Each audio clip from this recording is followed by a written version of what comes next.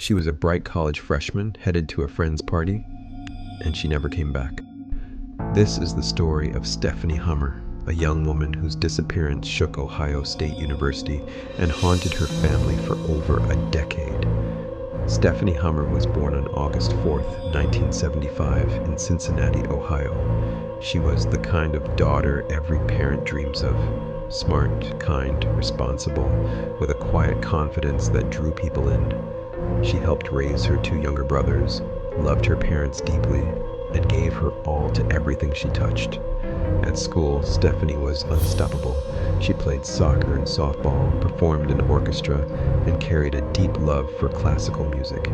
She even shared her dad's passion for golf, spending summers working as a caddy at the local country club.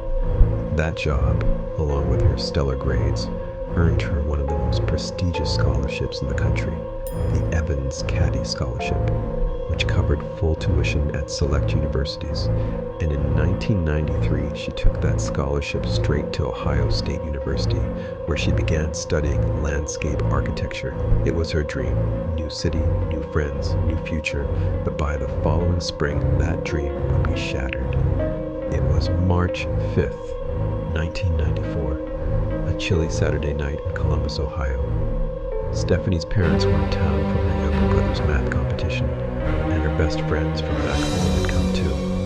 They spent the evening in Stephanie's dorm, laughing, catching up. Normal college stuff. Then, close to midnight, two guys dropped by, friends from the same hometown, also attending Ohio State. By 3 a.m., the guys suggested heading to a small party across campus. It was only a 15-minute walk. Halfway there, one of the guys tried to hop a fence, not realizing there was a sharp metal rod sticking out. He sliced his arm open badly, bleeding everywhere. The guys decided to rush back to their dorm to get it bandaged. The girls stopped in the street, unsure what to do next. Stephanie's friends decided to call it a night and head back. But Stephanie still wanted to swing by the party, even just for a bit. She insisted on walking her friends safely back to her dorm first. They said they could make it alone, but that wasn't Stephanie. She walked them all the way back, said goodbye, and turned around into the darkness. That was the last time anyone saw her alive. When her friends woke up the next morning, Stephanie still hadn't returned. They figured she'd crashed at someone's dorm, but as the hours passed, the worry grew. By noon, they went to campus police. Officers reached out to her parents, who had already left Columbus, and told them Stephanie was missing. What they didn't know yet was that just hours earlier, a railroad worker 4 miles away had spotted something in the brush near the tracks. At first, he thought it was a mannequin. When he got closer, he realized the horrifying truth. It was a young woman's body. She was nearly naked, wearing only socks and shoes, her bra looped around her neck. There were no personal belongings nearby, no ID, no purse, nothing. When detectives examined the scene, they quickly realized this wasn't a robbery. This was a sexual assault and murder. They contacted campus police, who told them about a missing student named Stephanie Hummer. Moments later, her father was called back to Columbus to identify his daughter's body. The coroner determined Stephanie had died from a blow to the head with a heavy object. She'd been sexually assaulted. DNA samples were collected, both from her body and from bruising on her neck that looked strangely like hickeys rather than strangulation marks. Detectives retraced Stephanie's final hours. Her friends explained everything: the party, the walk, the guys, the fence accident. The two young men from Cincinnati were brought in. Both seemed nervous, but they cooperated fully.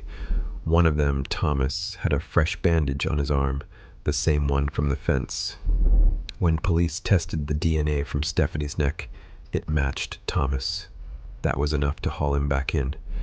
He'd told them earlier nothing romantic had happened between him and Stephanie. But now, confronted with the evidence, he admitted they'd kissed that night. He claimed it was brief, consensual, and that nothing else happened. Detectives were skeptical until the next set of DNA results came in. The semen recovered from Stephanie's body did not match Thomas. It belonged to someone else entirely. And just like that, their prime suspect was cleared. For weeks, investigators chased every possible lead. Then they caught a break. A man named Michael had been arrested for trying to abduct another student near Ohio State. The lab compared his DNA to the sample from Stephanie's case. No match.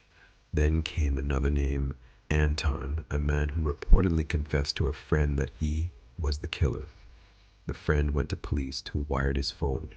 Anton repeated the confession on tape, even mentioning the glowing red TV tower visible from where Stephanie's body was found, a chillingly specific detail.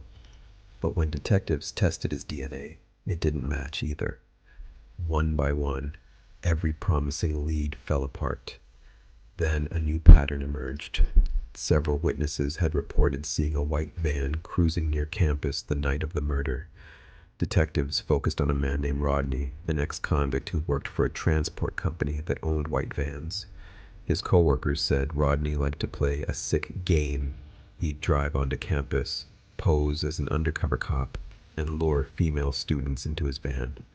Rodney's ex-girlfriend lived near Stephanie's dorm, and she'd just broken up with him. She told police he'd been acting unstable, angry, unpredictable. When police searched his van, they found handcuffs, a flashlight, and a stolen handgun. Rodney was arrested, but again, DNA didn't match. The case froze. Months turned into years. Tips came and went. False confessions poured in from inmates hoping for attention or book deals. Stephanie's parents went on TV over and over begging for answers, but nothing ever came. For over a decade, her case sat cold. Then, in 2005, Ohio changed the law. Now, every convicted felon had to submit DNA at booking. That one change would finally expose the truth. 12 years later, on January 17th, 2006, the Columbus Police Department got a call from the FBI database. A match had been found. The DNA from Stephanie's case matched a man named Jonathan Gravely, a Columbus resident who, back in 1994, had lived just a short walk from campus. Jonathan had been arrested 17 times over the years for drugs, alcohol, and DUIs, but none serious enough to get his DNA into the system until now. And what triggered the final arrest? He'd missed a child support payment.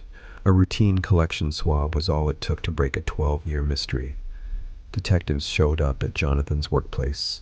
The second they mentioned Stephanie's name, his hands started to shake. Still, he agreed to come in for questioning. At first, Jonathan claimed he didn't even know her. Then, confronted with the DNA, he changed his story, saying he met Stephanie at a bar that night and that their encounter had been consensual. But that made no sense. Stephanie was 18, not even old enough to be in a bar, and she'd already been with friends near her dorm minutes before disappearing. When detectives pressed harder, Jonathan changed his story again. He said they'd argued, that she threatened to tell his wife, and that he blacked out. Police laid out their theory. Jonathan spotted Stephanie walking alone. He pulled up beside her in his white van, struck her with something heavy, loaded her unconscious body inside, and drove to the railroad tracks. When she regained consciousness, she tried to run. He chased her down and beat her to death. That's when Jonathan finally broke. He admitted to killing her. Jonathan Gravely was arrested on the spot. His bail, $1 billion, a symbolic statement about the horror of his crime. Facing the death penalty, Jonathan agreed to a plea deal.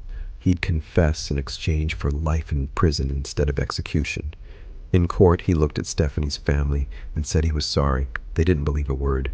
He was sentenced to 25 years to life, eligible for parole after 16. In 2023, Jonathan asked for parole and was denied, but he'll keep trying. Stephanie's father has vowed to fight it every single time. Her mother passed away 8 years after the verdict, never truly finding peace. Back home in Cincinnati, the community built a small park in Stephanie's memory, a quiet green space filled with flowers, the kind of beauty she once dreamed of designing herself. And every year, family and friends gather there to remember the girl who should have had her whole life ahead of her. A bright student, a safe campus, a 10-minute walk home, and a secret buried for 12 long years. I'm your host, and this is Cult Crime. If this story moved you, hit that like button, drop your thoughts in the comments, and make sure you subscribe for more real stories that prove sometimes the scariest monsters don't hide in the dark. They walk right beside us.